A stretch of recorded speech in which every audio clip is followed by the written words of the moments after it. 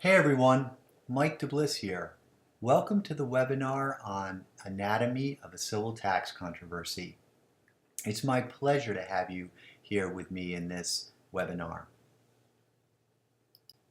Before we get started, just a quick disclaimer. There's a certain rhythm to the audit process, and unfortunately, it's a very scary beat. It's much easier to go through this with a good attorney who is also a good advisor. What I've done is I have broken down the steps associated with a civil tax controversy. And as you can see, I list them one by one. Step one is where the IRS conducts a tax audit. A tax audit is nothing more than an examination of your income and expenses to ensure that you correctly reported your tax liability. All types of tax returns are subject to audit, including income, business, estate, and gift tax returns.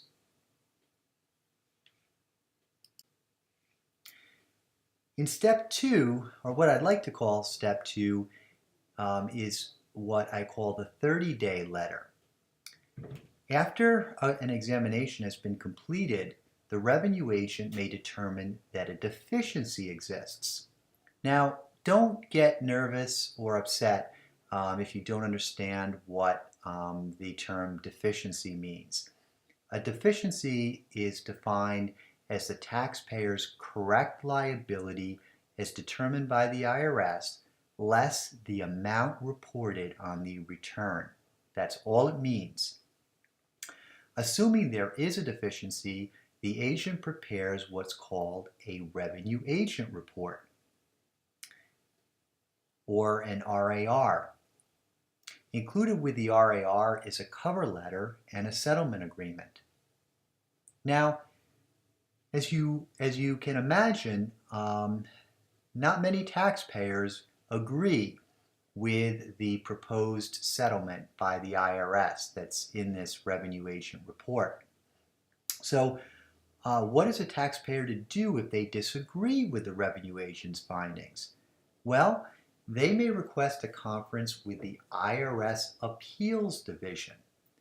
Now, for those of you who are unfamiliar with the IRS Appeals Division, they are essentially a mediator. And the people in the IRS Appeals Division are called appeals officers. They tend to be former revenue agents with experience. What they attempt to do is gather evidence from the IRS and gather evidence from the taxpayer with the goal of reaching a settlement between the parties so that the case doesn't have to proceed to court for a bench trial. Many cases, or I should say a vast majority of the cases that pass through the IRS Appeals Division are in fact settled by an appeals officer. But as you might have caught on already, the Appeals Division is a division within the IRS. As much as they want to give the impression that they are separate and apart from the structure of the IRS, they aren't. At the end of the day, they are a division within the IRS. Yet, when you think of mediator, the first thing that pops into your mind is, of course, a neutral person, or someone who holds themselves out as being neutral and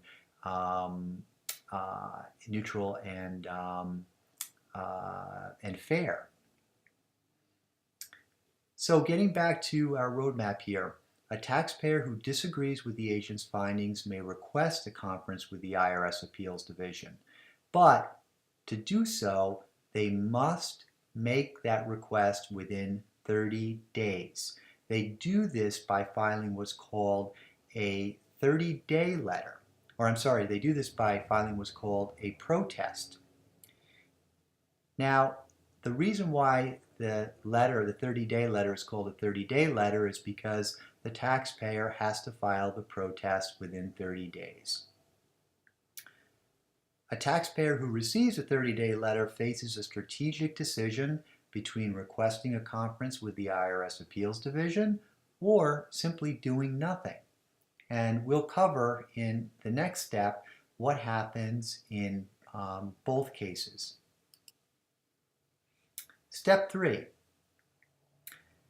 If a taxpayer requests an appeals conference, but the parties don't come to an agreement, or if the taxpayer simply ignores the 30-day letter and doesn't file a protest, the IRS will send the taxpayer a notice of deficiency. The notice of deficiency is oftentimes referred to as a 90-day letter. Now, the notice of deficiency provides a taxpayer with two options. First, to pay the asserted deficiency and follow the refund procedures, or two, petition the tax court to contest the claimed deficiency within 90 days of the date the notice was mailed. Not received, but mailed. Now, to make things simple, the 90-day letter, the 90-day letter usually has a stamp on the front of it that contains the deadline by which the taxpayer has to file a petition in the tax court. So what the IRS essentially does is they do the math for you, and they calculate 90 days from the day they mail the notice of deficiency, and they stamp that on the cover letter of the notice of deficiency, so that you know the last day by which you have the last day that you have to file your petition with the tax court. Now, a question that I get asked routinely is what happens from the time the notice of deficiency is mailed? Can the IRS still assess tax during that 90-day period? Well, the answer to that is no.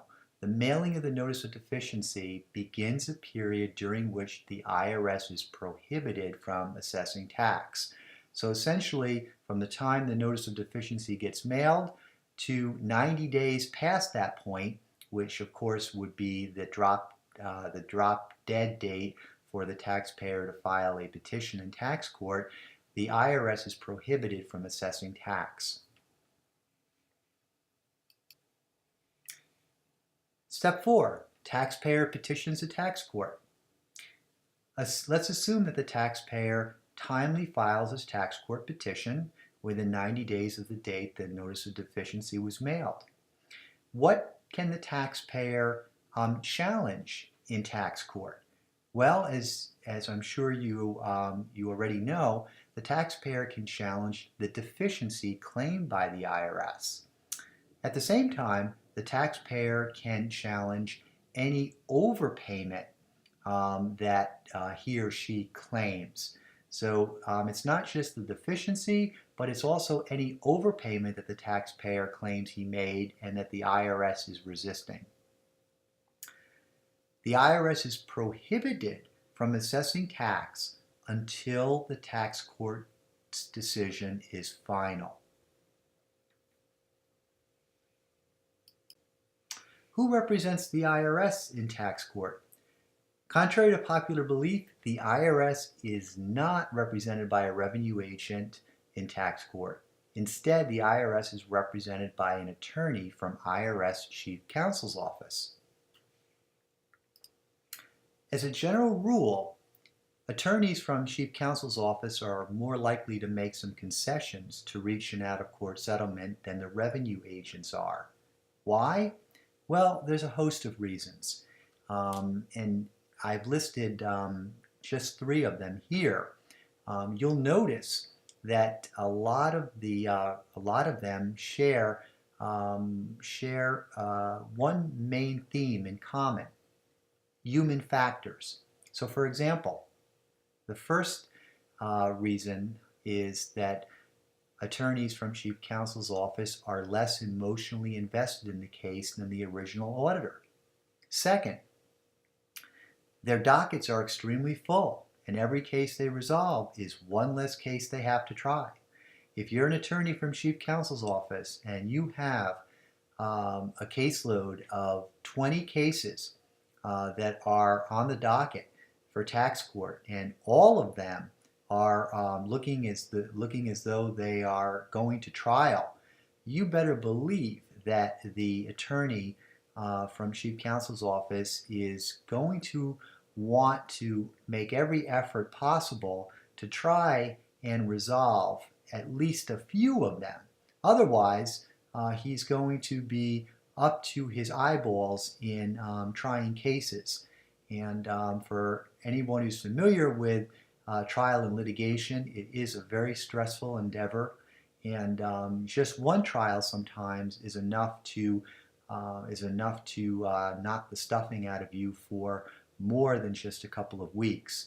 So there is certainly an incentive on the part of IRS Chief Counsel attorneys to resolve cases when they're juggling such heavy caseloads.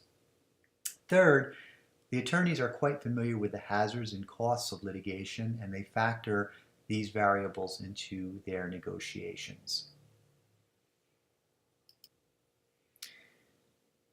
Now, there will be times when there is no agreed resolution. In those cases, the matter proceeds to a bench trial. Only a small number of cases make it this far because it's essentially the bottom of a funnel. If the taxpayer loses, he may appeal the resulting decision to the Court of Appeals for the circuit in which he resided at the time he filed the petition. So the critical issue here for determining what circuit to appeal an adverse decision to is, number one, where did the taxpayer live at the time he filed the petition? That's critical because the taxpayer may have resided in different parts of the country from at the time he filed his protest and at the time he filed the petition. But the critical period is where he was living at the time the petition was filed. Now, in step 5, if the taxpayer doesn't respond to a notice of deficiency by petitioning the tax court in the time provided or by paying the tax outright, there are certainly going to be consequences. And the most significant consequence of ignoring a notice of deficiency is that the IRS will make what's called an assessment. Now, once an assessment is made, it becomes a debt of the taxpayer. What I oftentimes like to do is since these terms are like legal terms of art, and since their definitions oftentimes collide with what the normal layperson's definition is, I like to try and use some helpful hints. If you were to look at the term assessment and just look at the first 3 letters in assessment, that might be a helpful reminder to you of what an assessment what an assessment could do to you if and when it's made. It basically creates a doomsday scenario in the sense that it is the very first very first thing that happens before collection begins. All right, so every effort must always be taken to avoid the IRS making an assessment.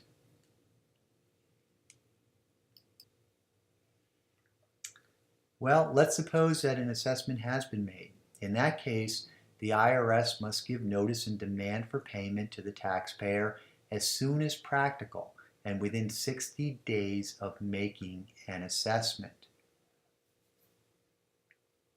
If the taxpayer refuses or neglects to pay the tax after notice and demand for payment, the amount of the tax becomes a lien on all of the taxpayer's real and personal property until it is paid. So the biggest misconception here is that once the IRS makes an assessment, it automatically um, attaches a lien against all of the taxpayer's real and personal property, or it automatically garnishes the taxpayer's wages. Um, Neither one of those is true. Typically, what happens in the wake of an assessment is that the taxpayer um, receives a notice and demand for payment. And the taxpayer is, as it states as it states here on the slide, the taxpayer is given approximately 60 days from the time the assessment is made to pay the tax, meaning with any funds that the taxpayer has.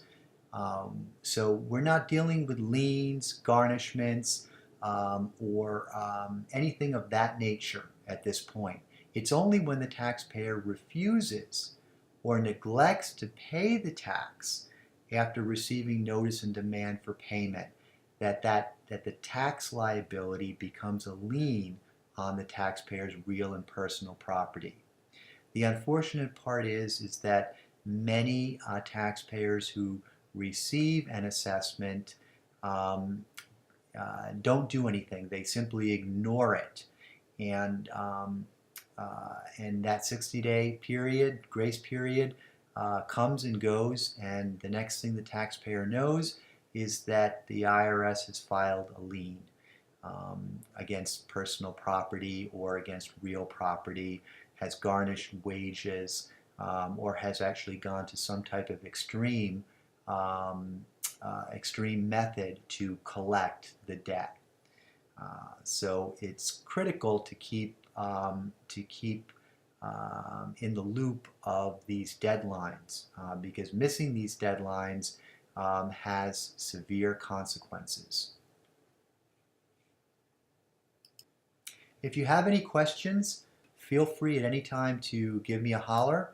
My telephone number is on the slide as well as my email address. I always am happy to answer questions that come up and help taxpayers to get through what can be a very stressful process. I wish you the best through this, and again, if I can be of any assistance, please feel free to let me know, and I'll be happy to help you out.